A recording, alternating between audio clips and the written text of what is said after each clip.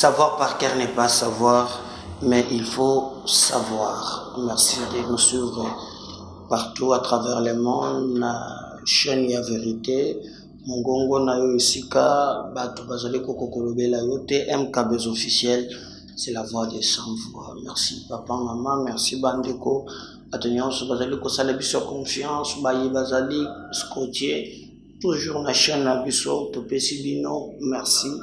Pour la confiance, la fidélité, alors les consignes est données pour na baye oyo bazalaka prêt pour na ko landa biso, pour na ko soutenir biso, to zalina bino wana donc esengeli bon dima que to salela bino musala ndenge esengeli. Alors pour tout comme à niveau wana, on a juste besoin de votre accompagnement. Comment tu nous accompagnes en partageant nos liens, nos vidéos, vous nous donnez la force. Donc, continuez à partager nos vidéos chaque jour, continuez à les liker. Surtout, en tout cas, vous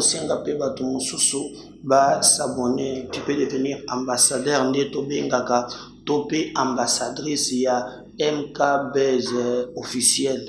Savoir par cœur n'est pas savoir, mais il faut savoir. Merci de nous suivre partout à travers le monde. Na chaîne ya vérité.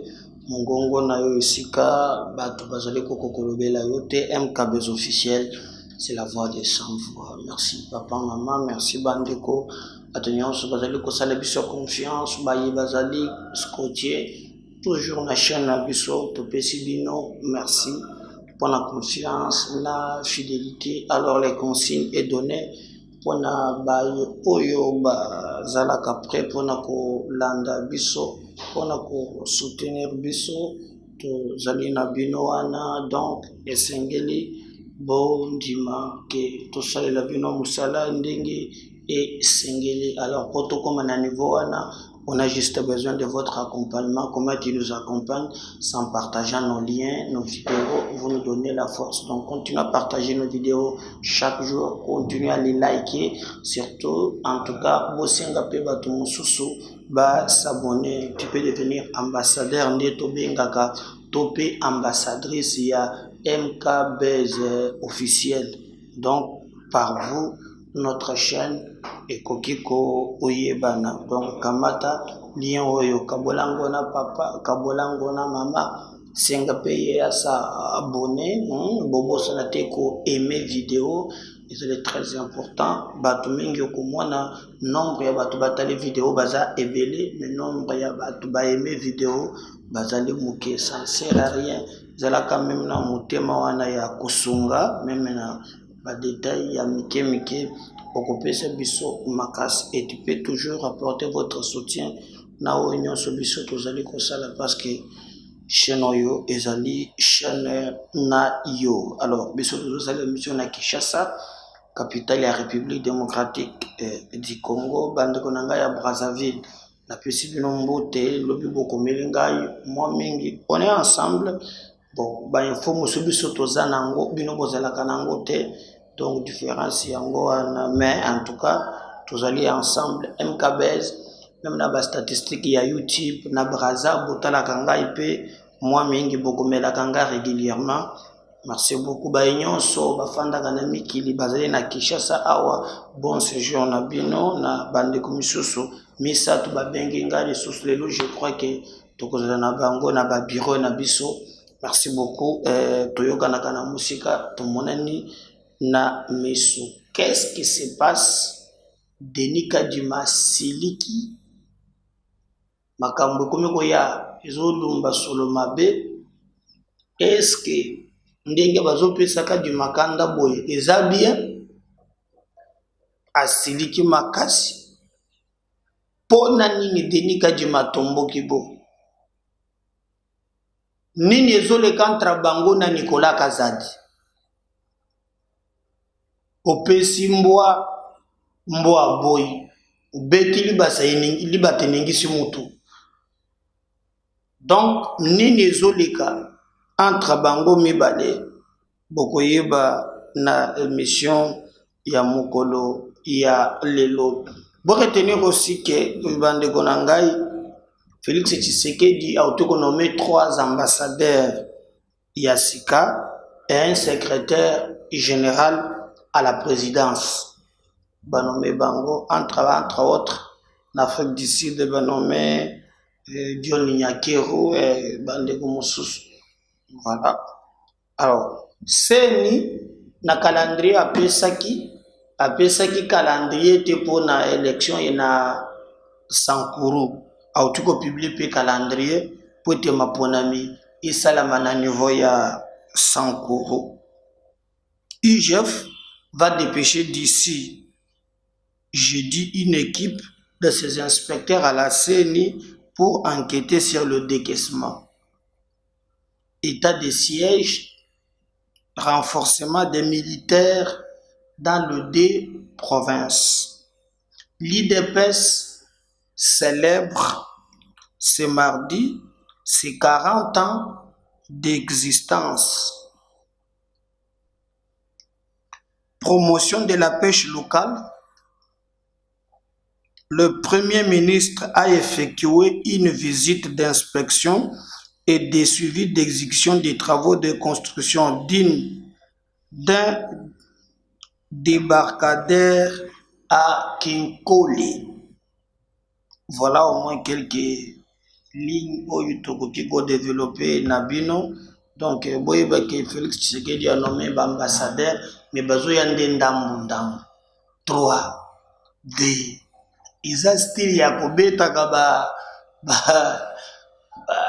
ba collaborateur mukatuto yaka D3 batu bazo c'est la nomination imina ya ba mandataire Félix Tshisekedi politique na yena zo comprendre te atikeli batu ya FCC tilelo do ba mandataire musu akuti azoke bakei ti basilisi bazo silisa mandat. Je ne sais pas à quoi il pense. Hein? Est-ce qu'il comprend que vous n'avez pas de mandat et qu'il y a un boy? Ba mandataire au bazakona. Oh balingi bakangi bango ya soki o SCPT balingi bakanga pe ya régie des eaux na ba mususu. Mais batone depuis à côté. Pouvoir penser ya Tshisekedi au pardon. Donc, tous en mois de février, toujours pour ça, les mandataires batikali be bangoan. Motomokote, nabayeba oumeli mingi baza. À part quelques retouches 3, 4, 3, D, et ce que je ne sais pas ce que ba partenaire na union sacrée. Parce que la gandenge n'est pas makambo na bango mais et ça les liwana et ça les kokoso batu basali na kabila balakisi ba limite na bango. Il était grand temps qu'il non ko changer ba mandataire parce que c'est parmi aussi biloko bebengo bakanar boité mais il était grand temps ko sala musala pona ko relever yango afin que makambo ekende liboso. C'est pas le cas au biso tozali komona ndenge nene makambo mususu ezali ko fonctionner. Alors, Sankuru, je crois que Boyoki Koma, Bamboka Mibale, Elandani Tombani, Batuba, Babomi Batu, Batombi Bana Mibale, Bayaya Moko, Bazaga, Kanaposa Yabasi, na Sewana Babel, Randoko, violer 12 femmes, tension Yako Sakanate, Banda, Kuzalaka Kotumbama. C'est ni Ayeko publier maintenant calendrier. Pour la élection et les canaux Sankuru Mukuma du Montozala Kikuna. N'oubliez pas, tango Félix Akenda Kikuna que Elenge Mokwa Lobi, Soki Kaka Uzungi si Mukuma dite, Ngana ko voté en 2023, pour Foye Bake, Bakobo Manga, Iboena Boye. Donc, c'est-à-dire que il y a un peu moins chantage, moins organisation, moins d'une manière organisée, mais enfin, calendrier ya ba élection na ngambo wana eye ebimi pour na basala pe élection na ngambo wana. Alors bazali déterminé pour des résultats et monana bango baza banane bazali chef d'état-major président de la République batunyonso na des provinces oyo batiaki état de siège baotiko tinda maintenant ba soda renforcement les sous ya ba militaire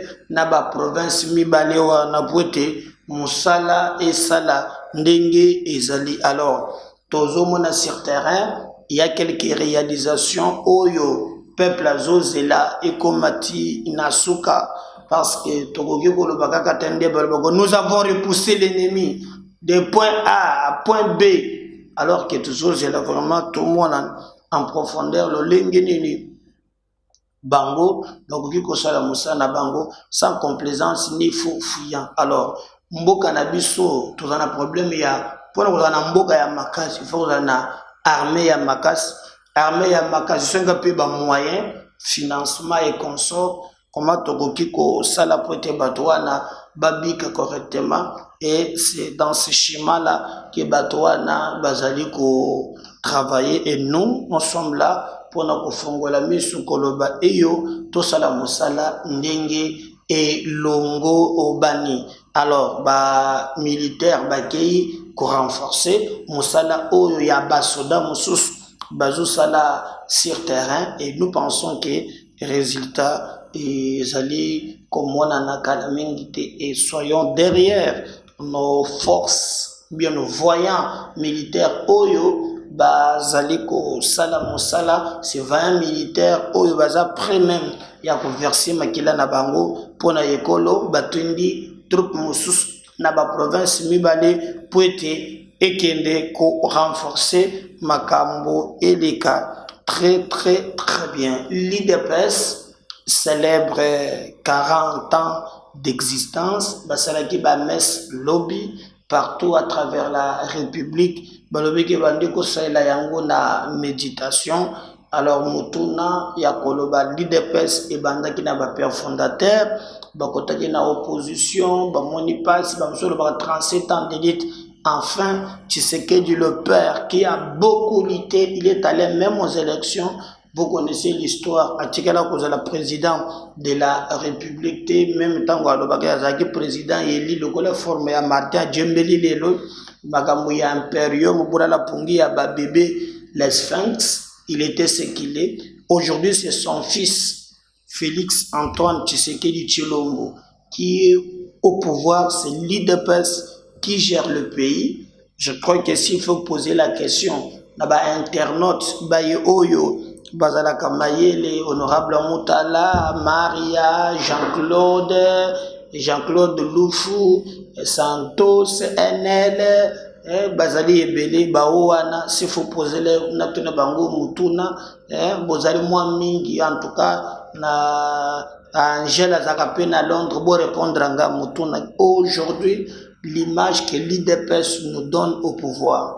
Bomoni mikolomi balewe kabuya indaki na permanence kuna ye na bato na ye o ndenge tozalia wa bisoto ebili kambote directoire wa kenda bima pe boye kabunda zana ba ebima. Donc ozomona ke le PPRD o ezalaki loko bakangisa ils ont réussi à gérer ce pays pendant 19 ans.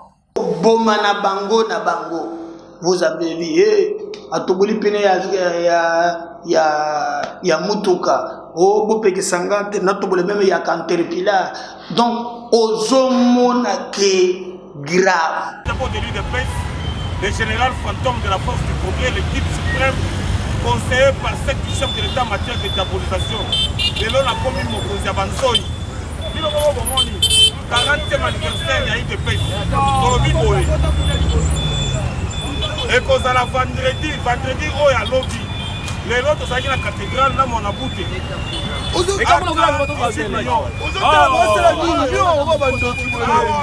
Vendredi oh esoya Batignon c'est des petits pour participer. Kadi ambassadeur fidèle Natangio Sangate. En tout cas Afrique du Sud voilà awa to sengi na CG Augustin Kabuya kozangate awa et kozalaka na 10e rue awa place baite bazalaka Kadi ya kozalaka ba surprise pour kolanda. Donc kozala suka sepele disanga. Oyo a organisé Boro, bio moko bomo président Venga. Leader alimité, oboyi salape mokili na yo. Donc vendredi nous vous attendons, tunamichunga mkoba mingi, loya ibabuni, mutu na chumwa kachakito. Ah, ebisibino général fantôme. Boza na matoi que vendredi oyo, il faut tout tumba donc vous mettez batuba sentir que il dépêche. Les gens ils ont pas ma casse. Ata kuna papa Etienne Azali a consacré mais coup pour la nomination ya ambassadeur fidèle Moulaja. Coup de chapeau. Ambassadeur fidèle Moulaja. En tout cas Fatih Beto tout le monde que Moussale bandi siko. Ah ouais, to comme c'est la paix du soir. Na moko général banzoi baza awa. Osakani Tomelio. Merci beaucoup. Alors 40 ans après, Naba internaute, est-ce que l'IDPS est au tenir? Même tu sais qu'il est la présidente de la République, lorsque vous le regardez, Boutala Lolengeni Nazali, Naba préoccupation sur Zana Yango. Est-ce qu'il est accompagné, soutenu par l'IDPS? Diviser Bango na Bango Ozana IDT. Vous n'avez pas l'idée. Vous n'avez pas l'idée. Diviser entre Bango na Bango. Alors, je pense que Meso Bassali, c'est 40 ans Bakokisi, Basali na pouvoir, Bakoki se remettre en cause. Comment il y a des gens qui ont créé à ces partis. Pour verser Makela na Bango. Pour être Basala ou Basalelo. Nga mona ki mokolo makambo ka bonde zoya noni ba papa mokona ba na ba patola ba Motorola bazo lela na ba mama moko po baza ba consité po baza lelo côté mais kaka po parti oyo bango balingi mingi eza na mboto makambo ekotambola ndenge longo banite ezali penza pasi na mawa mebiso tozo senga bango ba présenter image mosusu makambo ya élection ba gouverneur na Kasai 16 candidats bagende na primaire kuna bilanga makofi okomi wo sepe ya Kabound sepe original ya Bashabani bomoni point de presse ya Augustin Kabouya qui tient un point de presse pour na dévoiler ba conflit interne ya parti. Voyez à quel niveau. Et à chaque fois, il ne fait qu'intervenir le président. J'étais avec le président. Le président, conformément à la Constitution, a coquille contre les sous-soutés, on a fait privé. À chaque fois que le président Benga qui dépasse, il a fait ceci. Il est en train d'accuser directement que le président viole la Constitution. Le président est le président de tout le monde. Nous savons qu'il est de l'IDPS, mais il faut laisser le président à l'aise, travailler pour tout le monde. Et s'il faut faire, à l'informel, mais il ne faut pas que le toujours que non, le président est ça, non. Non, il faut laisser le président de la République calmement. Pour être à Salam alors, Balobi Sama Lukonde a kokende na Kinkole akende kotala misala wo ezo salama ya suivi du travaux publics baloso ba critiquer que Tshisekedi po aloba keke azwikle ya koliesa ba Kongole na Kinkole wa alokota kekle na yo wana beku ba Kongole ba kolia awo ezaki misala moko esengeli salema batia quand même sika ba kosoki ba lobi mbisi bakoyi quand même congeler, combattre la yango. Parce que tu as oh non, en tout cas, tu as na mbisi, tu as na bunana, mbisi ozana yango. Mais pour mbisi on faut battre, ça demande il faut chambre, hein, chaîne de froid, hein, et il faut courant à makasi. Comment comment vous le conserver, tout ça. Pour t'attendre après une semaine, très bien. C'est ça Moussala est béni. Et c'est là même où l'État s'engage à Tchambongo pour nous épargner la biloko mususu. Oh, ils allaient quand il y a maladie, pamba, tout ça. L'État peut aussi compter sur ça. Alors le président de la République a Kitakuna, a Kotana ba pêcheur wana. Maintenant, Samalukonde a Kitikuna pour être à son tour. Aluka moyen ya kotala misala wana lolenge zo tambola. pour kustaka 1 million moko pe limwe kona. Ah oui, pour 1 million pe itamboli. 1 million itamboli. Pour comprendre 1 million itamboli. Alors ça m'a le konde akitaki kuna pour de kotala suivi à misala oyo moko avec l'exécution des travaux de construction des débarcadères à Kinkoli. Donc bisika ni oyo bakotonga bakocheni mwa malili soki mbisi yeye bokokyo kamata banemi awo net mbisi na biso oyo baye na boya na mibi awo poete baya na mbisi wana awo. Mais il faut savoir que babomba kango soki chiledia soki wapi, mais l'État congolais continue à payer pour na ba chambre ba nini ya malili wana.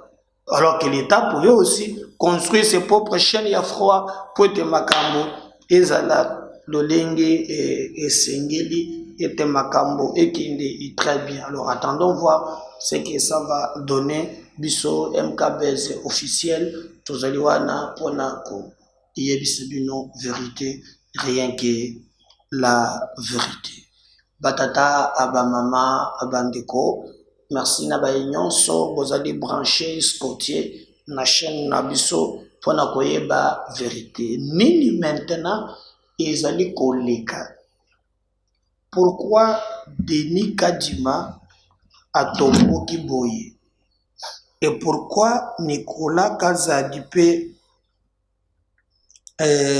azali na kanda ya makasi? Je vais vous faire voir lire. Boyebi très bien que ndeko na biso Denis Kadima autiko sala point de presse mikolo elekaki na bandeko ya Top Congo FM. Alors na émission ya sali, il a déploré l'olenge ya mabe oyo mbongo ezali kobima ata mukete. D'accord, misolo à l'élection. Budget ezali boni, ozui déjà boni na minute. Budget il y a opération. Pour tout sanate élection et ça dans le budget il y a opération. Nantozu ata le meilleur mon côté. Donc faut y a gouvernement. Na minute le gouvernement a sur le côté, ce qui élection ça la en 2023 faut y naie. Seni à ça la activité au côté sarambon côté. Biso activité na bisonde ezatozu mbongo pas gouvernement to ça misala. Ce gouvernement a cité et au moko conclure. Donc faut y naie. Ozobanga le bango poani. Le banga faut y naie. Ce qu'a cité élection ça la mité donc faut y naie te faut y naie. Thierry oza journaliste maali mingi. Kasi nalika phrase wana bimana nani na yo. To ça philosophie te, eza pragmatisme. Na mnono. Nga tuni motuna. Yom to pesa yano. Ce qui a cité faut y nani. Élection ça la mité. Ça signifie que apécité. Merci beaucoup. Merci beaucoup Totondi Bino Botondi. Question Souka. Yasuka. Réponse question courte, réponse courte. Quand allez-vous nous dire que Nazumbo Goté na kokisi nyosote moyen nyosoe si la 2023 et cause la sauté quand? Oui. Voilà, non. Parce que plaidien, il n'y a pas de décision mingi de que n'a pas na lebinga moko. Toza ebele, toza 15. Donc, tu revends, tu tires la conclusion et puis tu le dis. Ceux qui, par exemple, n'a pas cet exemple, Tina Jean Makamoza Kandengeza Awa. Na sabino que na modèle Makamoza Kende. Soit ba repousser ce qui n'est pas dans notre vocabulaire, to lingi Makamwanate, soit ba couper sa mon mingi koleka. Déjà, pas un bon été. Et comme à passe. Donc, parce qu'il ne faut pas comprendre que, il ne faut pas penser que ceux qui sont salami, ce bon et samité, ils ont un glissement. Non, et qu'on aussi un bon mingi, au mbo qu'ils ont en côté, donc ça revient plus ou moins au même. Donc, c'est un peu ça qu'il faut voir. Merci à vous, chers auditeurs, merci à D'accord, misolo à l'élection. Budget zali boni, ozui déjà boni na minute. Budget, il y a opération. Pour tout sanate, élection et ça dans le budget et opération. Nantozu ata le meilleur mon côté. Donc, faut qu'il y ait gouvernement. Na ministre au gouvernement, après sur le côté, ce qui élection salamité en 2023, faut qu'il y ait. C'est ni à ça la activité au côté Sarambongo. Biso activité na bisonde ezarto zimbongo pas gouvernement, tout ça misala. Ce gouvernement a pu citer. Et au moko conclure. Donc, faut qu'il y ait. Ozo bang le bango poani. Le bang faut qu'il y ait. Ce qui a pu citer élection salamité, donc faut qu'il y ait. Faut qu'il y ait. Thierry aux journalistes Samaël Mingi. Kasi na lika phrase wane bi nani na yo. To sa philosophie te, eza pragmatisme. Na tuni motuna. Yom to pesa yano. Ce qui a pu citer faut qu'il y ait nani. Élection salamité. Ça signifie que apacité. Merci beaucoup. Merci beaucoup. Totondi Bino Botondi. Question Souka. Yasuka. Réponse, question courte, réponse courte. Quand allez-vous nous dire que Nazumbo Goté, Nako Kisi Nyosote, moyen Nyosoe si l'année 2023 et cause à la sauté? Quand? Oui. Parce que plaidien, il n'y a pas de décision de la tête que nous avons dans le binga moko. Tous est belé, tous à 15. Donc, tu peux tirer la conclusion et puis tu le dis. Ceux qui, par exemple, n'a pas cet exemple, Tina Jean Makamuza Kandengeza Awa. Na que na modèle Makamuza Kende. Soit, repousser ce qui n'est pas dans notre vocabulaire, tout l'ini Makamwanate. Soit, couper sa mot mingi koleka. Déjà, pas un bon été. Et comme à passe. Donc, parce qu'il ne faut pas comprendre que, il faut pas penser que ceux qui sont salami, ce bon et samité, ils ont un glissement. Non, et qu'on peut aussi un bon mingi, ou un bon qui est en côté, donc ça revient plus ou moins au même. Donc, c'est un peu ça qu'il faut voir. Merci à vous, chers auditeurs, merci à vous. Alors, Sikoyo, na Kandawana, il a démontré que ministre des Finances, a zopé sayembongote, et zo permettre yete, akende eliboso ba échéance nyonso o esengeli basalela mokote basali gouvernement na ba devoir na ye mokote basali wana maloba ya Denis Kadjuba et il était très mécontent alobi na lire oyo ye azo comprendre. Il a parlé même de l'indépendance, de l'autonomie. Oya seni. Et sengeli seni. Et salamu salana ye ndenge sengeli. Seni à cause de la terre vraiment indépendant kaka ya Congo, mais faut l'indépendant na makambo nyonso oye azali kolinga asala. Vous l'entendez très bien parce que ils ont déjà sonné. Donc pour lui, bazo lingate c'est ni azala indépendant. Na banani na gouvernement. Comment na lolenge ya kosale la misolo. Oyo batrabo ba makambo seni azali obligé kosala na ba devoir na ye reconnu par Mibeko Yamboka. Denis Kadima, Amonyango Mabe Makasi. Des accusations au Ezo Kende, Koko Bakoko. Il a même dit que dans le moment où Bayo Kanaki, qui Batiaboye et Simbite, Batiaboye et Simbite. Alors, Nanya Jiraka Makambo Yambongo. Parce que to yokaki na mikolo elekiawa que non bares tokola na pongi ya bébé ba recette na biso ce que ça ne loko moko il faut que tia na gouvernement ba warrior zeli mobilisation ya ba recette. Alors ngapela tunne Nicolas Kazadi yango ba recette ango bané balia kango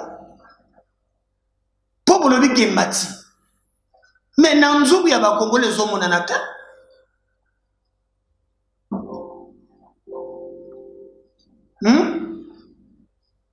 Qu'est-ce que on attend tout le monde maintenant nini pe ezali koleka. Alors, na kanda wana ope atikite Nicolas Kazadi abimi. Donc misikoya o benga le poteau escalade verbale.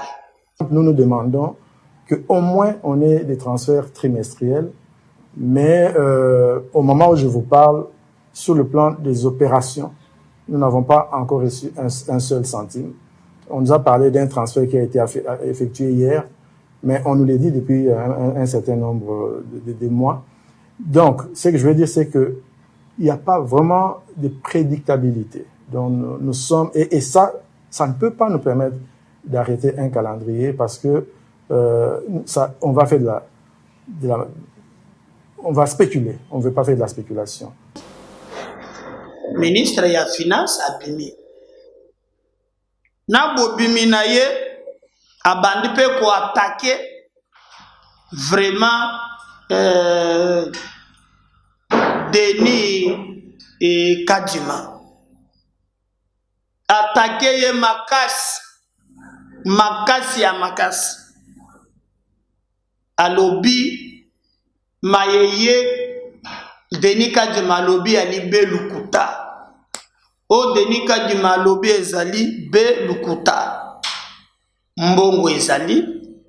Mais Denis Kadima nde moto azali na ba makambo ya sese oyo ya zoluka babimisa mbongo. Monsieur le ministre, bonjour. Bonjour. La CENI se plaint de la non-mise à disposition des fonds pour ces opérations. Le gouvernement disait pourtant avoir l'argent nécessaire. Pourquoi la CENI n'a pas encore été dotée de ses besoins? Cela est totalement inexact. Le 2 décembre, nous avons payé 2 900 000 $ à la CENI au titre des frais d'installation et de fonctionnement pour la nouvelle équipe qui venait d'être mise en place. Et au même moment, nous avons payé plus de 21 milliards de francs congolais, c'est-à-dire environ 10 millions de dollars, pour apurer tous les salaires des employés de la CENI. Au courant du même mois de décembre, nous avons payé 4 milliards et demi au titre du fonctionnement de la CENI dans le cadre de l'exercice budgétaire. En février, le 11 février plus précisément, nous avons libéré 21 700 000 $ au titre des dotations pour les opérations électorales et le fonctionnement. Donc, au total, nous sommes à près de 37 millions de dollars dépensés. Cela n'a rien à voir avec ce qui est affirmé ou prétendu. Je voudrais également préciser que nous avons dans le pipe une dépense d'environ 1 600 000 $ pour les véhicules de la nouvelle équipe du bureau, véhicules qui auraient dû être payés en même temps que la première dotation de fonctionnement libérée en décembre, mais nous nous sommes réservés de le faire tout simplement parce que la CENI nous a envoyé des cotations de véhicules qui n'avaient rien à voir avec ce à quoi ils avaient droit de par leur ordre protocolaire, et également les prix pratiqués étaient de 30 à 40% supérieurs aux prix les plus élevés qu'on pouvait rencontrer sur le marché. Et donc, suite à cela, étant donné que nous sommes les responsables de la gestion des fonds du Trésor, nous avons estimé que nous ne pouvions pas donner suite à cette dépense-là et nous avons préféré faire un paiement direct auprès des fournisseurs au vrai prix. Et cela d'ailleurs a poussé la CENI à prétendre que nous entachions son indépendance et son autonomie, ce qui est une conception totalement erronée de l'autonomie de la CENI. Nous n'avons, que ce soit le ministère des Finances ou n'importe quelle autre entité du gouvernement, nous n'avons aucune intention, aucune raison de vouloir nous substituer à la CENI. Nous avons déjà assez de travail à faire comme cela. Mais nous sommes responsables de la bonne marche des institutions et des finances publiques. Et à ce titre, nous avons l'obligation de prendre des mesures lorsque nous nous rendons compte que les ressources des contribuables sont mises en danger. Voilà pour ce qui est des paiements effectués en faveur de la CENI. Je vais vous lire l'article titre na ba interview na bango. Processus électoral, le ministre des Finances Nicolas Kazadi fait de graves révélations sur la CENI et demande à l'IGF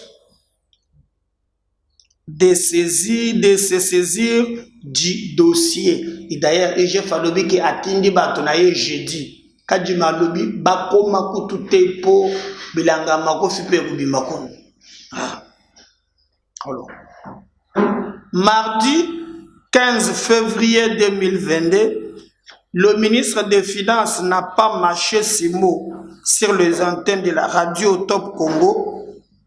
Nicolas Kazadi accuse ouvertement les animateurs de la Commission électorale nationale indépendante de surfacturation, d'où les doutes sur la véracité du montant demandé par la centrale électorale pour l'organisation des élections générales en 2023. Nicolas Kazadi a lobby makambo nyonso Denis Kadima Zoloba. En fait, Nicolas Kazadi a commis qu'on fonde Denis Kadima Kana Bandelekeno as un faussaire. C'est ça le message qu'il donne. Je ne sais pas s'il comprend. Alors dit Kadima za faussaire. A kopé saka talu ya biloko oyo ezali yangote surfacturation. Na esika iloko fo ezala 1 deni ke tumia lobaka 10 wana ngaite montolobi yango ministre de la finance alobi. À titre d'exemple, le ministre des Finances cite l'affaire des véhicules des membres du bureau de la CENI. Sur ces dossiers, le constat est amer. Le prix exigé par les animateurs de la centrale électorale était 40 fois plus supérieur au prix du marché. Donc, et c'est qui bapesa bayeba kosala na seni mituka ya musala. Alors, alobi Denis Kadima sengi mbongo ya mituka 40 fois koleka prix oyo bango ba vérifier eza na marché. Eza solo Denis Kadima. 40 fois selon Nicolas Kazadi. Nous avons dans le PIB une dépense d'environ 1,6 million de dollars pour les véhicules de la nouvelle équipe du bureau. Cela devrait être payé au moment de la première dotation de fonctionnement. Nous nous sommes réservés de le faire parce que la CENI nous a envoyé les cotations des véhicules qui n'avaient rien à voir avec ce quoi ils avaient droit. De par leur ordre protocolaire, et également le plus pratique était de 30 à 40 fois supérieur que le prix le plus élevé qu'on pouvait rencontrer sur le marché.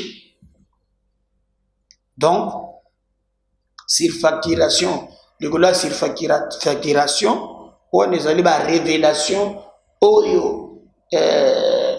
Nicolas Kazadi azo répondre na Denis Kadima alobi ya solo mosolo ezali meloko toboyi kopesa po talo ya biloko bino bozo pesa ezali 40 fois kozala ebele ke obiso moko tokoti en place. Donc Nicolas alobi ke soki apesi mbongo ezate ke mbongo ezate mbongo ezali kasi ndenge bozomema ezokende nde nzela ya mbutu nde ya boyi alobi ekosalema bongo te esengeli ni babongisa lolenge bayokana na batalo oyo na lopoto abengi surfacturation.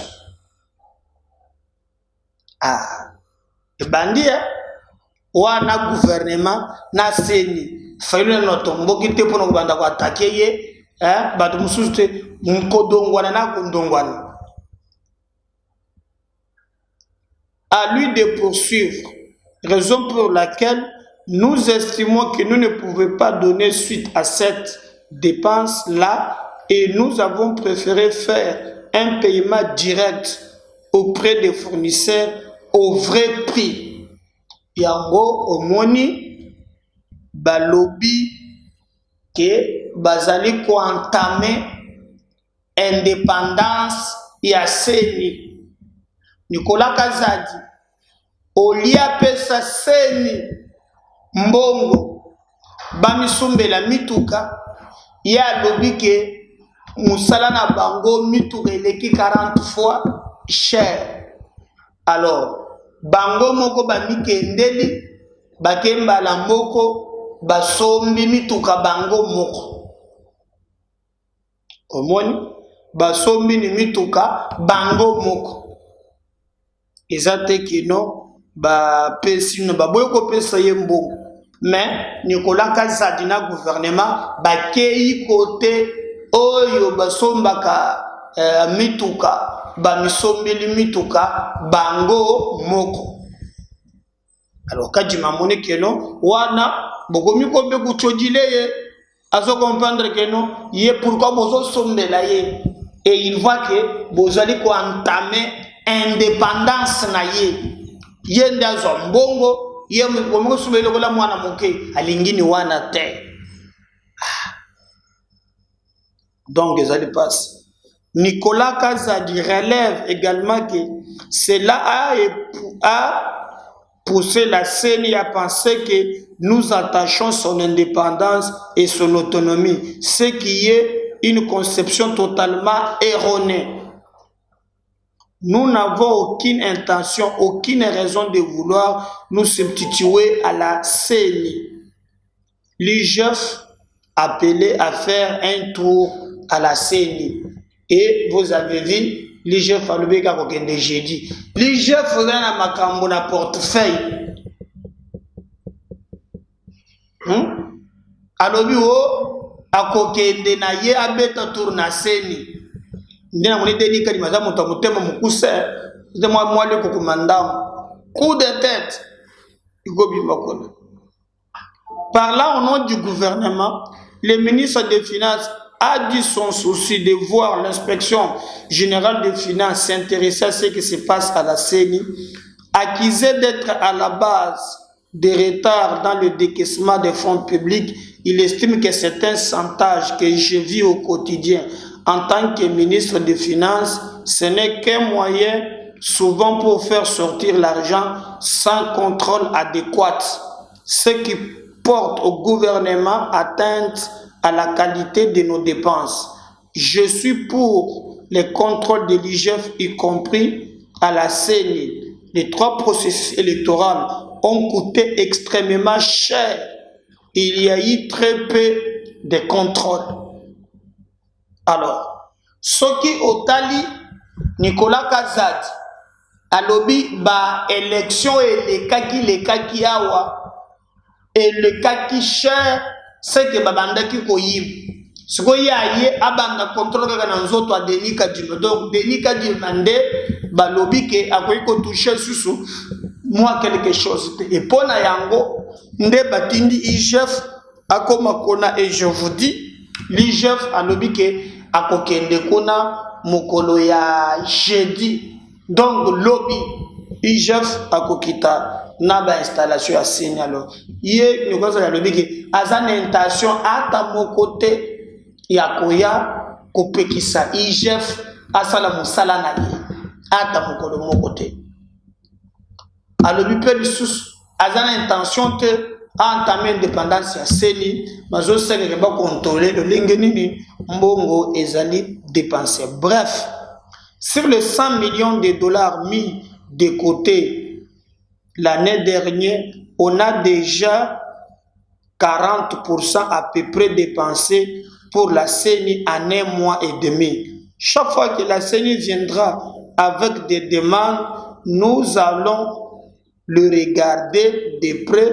Nous sommes pour les élections dans le délai constitutionnel. Quelques jours avant, le président de la CENI déclarait que le gouvernement n'avait encore rien donné en termes de financement pour permettre à son bureau de débuter les travaux pré-électoraux. Alors, pour éviter côté de Kusuke la Likamboniwana, binomoko bo comprendre nzela oyo et commis. MKB's officiel, c'est toujours cette équipe qui se lève le matin, vous servir, vous donner des informations sans formule et à temps réel. Feuilleton Kadima, Kazadi, Dikola. Attendons voir comment Kaka. Donc, on attend voir comment écoleka. Mais le plus important, nous toujours au-delà de Babylone qu'on a bango basala kawana. C'est le peuple congolais, mon pays a capri. Peuple lingue élection. Dans les délais, c'est pas aussi propre que Makambo beaucoup réglé à l'interne. Bomisango na place publique pour nous couper sa matière, na ba détracteurs, na ba acteurs politiques mosusu en manque de positionnement pour avoir des éléments et qu'on fonde la brèche moko oyo ezalité. Donc Nicolas Kazadi acquise directement Denis Kadima d'être un faussaire, donc quelqu'un qui surfacture, il ne donne pas les chiffres tels qu'ils avaient prévu. C'est pas au moins une très bonne communication qui permet les uns ou les autres sain et sauf. Je pense pas que gagner dans Zelawan parce qu'aujourd'hui présenter Kadima comme un faussaire, quelqu'un qui surfacture le prix, c'est quelqu'un qui trafique avec les chiffres, c'est pas correct. Denis Kadima, s'il y a quelque chose en termes de décaissement, c'est pas qu'il faut passer le jour par le média, il faut prendre le canal institutionnel, vous allez conseiller un gouvernement, votre état à l'interne, peut-être que solution, et que comme on en a, mais dès que vous me solo boye, ils allaient soso, malamouté à mon aime la vie, ils allaient m'abé et ma casse. Nous resterons toujours là pour vous dire la vérité, parce que la vérité, ce qui balobi, vous connaîtrez la vérité, et la vérité vous affranchira. Et cette vérité, c'est chaque jour que MKB's officiel, il est courir derrière, partager les liens, commenter, liker, surtout vos salagnos. Parce que si le Sénat ne retenait pas, restez branché, deuxième numéro. À tout à l'heure. Bye.